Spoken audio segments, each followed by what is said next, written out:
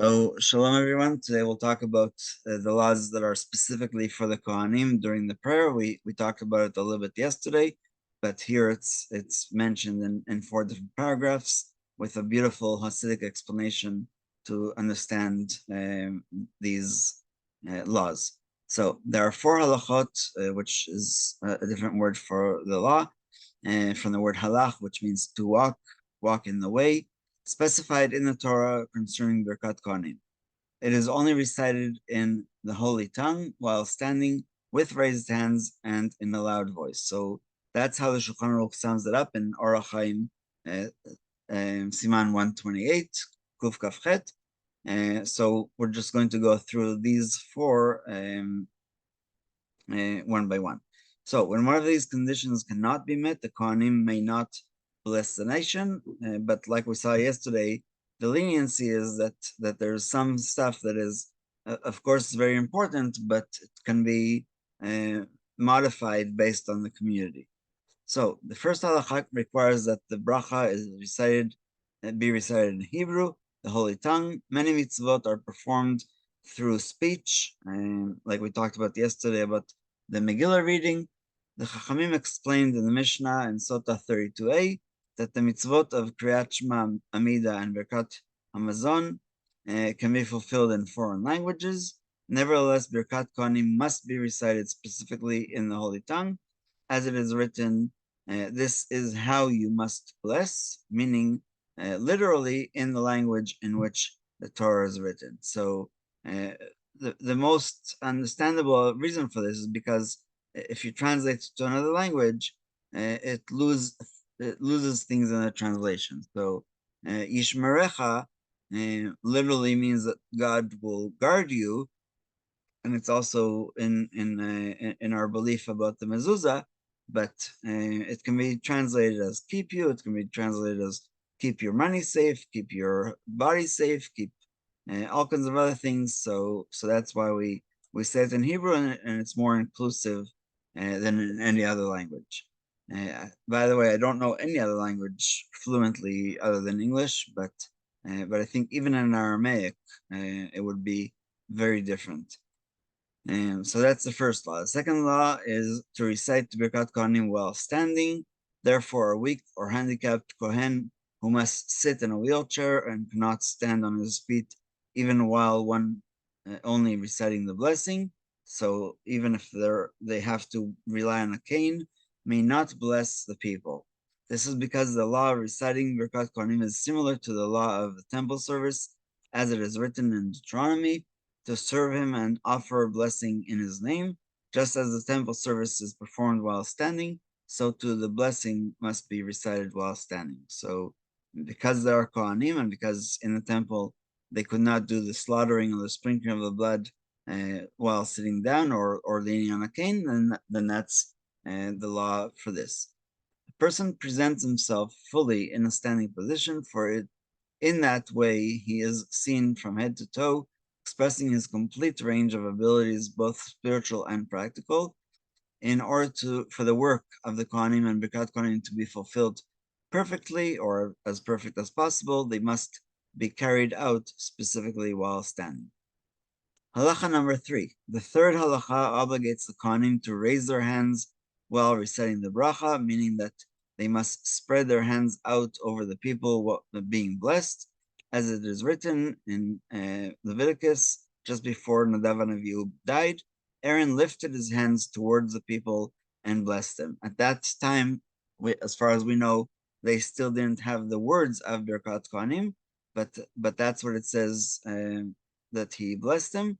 And there's actually a Korean ktiv there, meaning that there's a way that it's written and a way that it's read. And so the way that it's written, Rashi points out, is Yado, his hand, in the singular, as opposed to Yadav, his hands, plural. And so the way we read it is hands, plural, because that's what we believe Aaron did, and that's the only way to actually give a proper blessing. A Kohen whose hands tremble and are weak, and who does not have the strength to hold his hands up during the blessing, is not permitted to ascend the Duchan and bless, even if he is helped by raising his hands.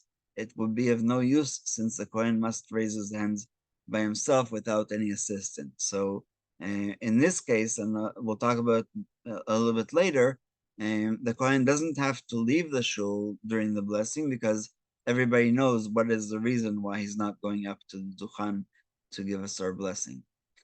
And so here's the Hasidic view about this. Rabbi Nachman of Breslov offered a spiritual explanation of this halacha, stating that the lifting of one's hands conveys the willpower of the heart to bless Israel with love.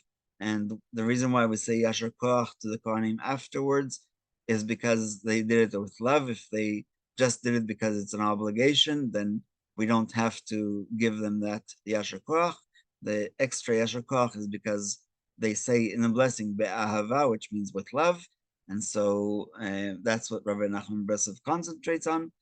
There is a connection and relation between one's hands and one's heart, the proof being that a person's hands are close to his heart. And we talked about during the Silent Amidah that there's a custom to hold the hands, the right over the left next to your heart.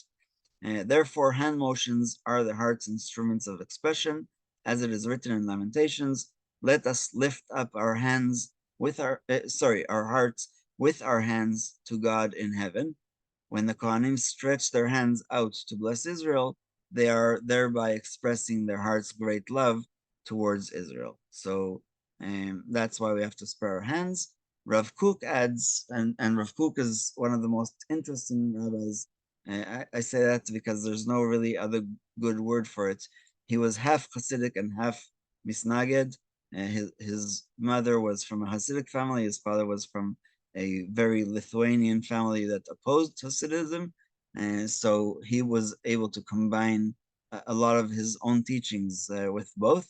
So Rav Kook adds that raising one's hands forward symbolizes the future, for indeed the hands transcend beyond the body. Therefore, the Kohanim lift their hands to convey the yearning and prayer for an ideal and rectified world, and what is called Tikkun Olam in Hebrew. Unfortunately, there's one of the denominations of Judaism sort of hijacked that term.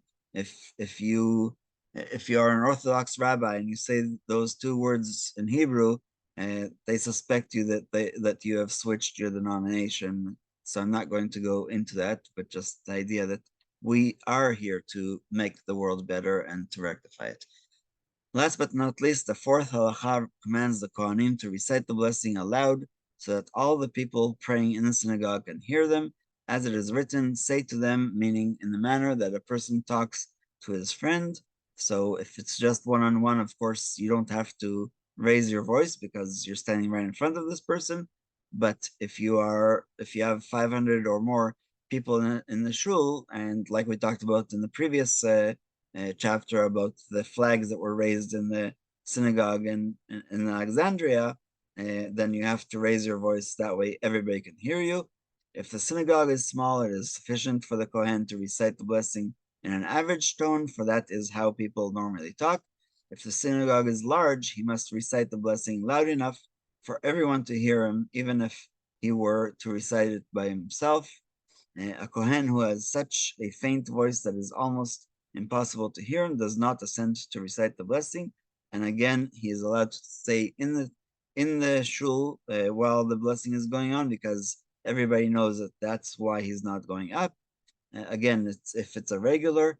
However, if there are other Kohanim present whose voice will be well heard, it is permissible for the Kohen with the weak voice to ascend with them and bless. And like we talked about yesterday, that's how a lot of people who have different accents or dialects can do it. That way they lower their voice, but they're still giving the blessing, and other Kohanim are saying it out loud in the dialect that everybody can hear. And so we'll stop with that law, which we talked about a little bit yesterday as well.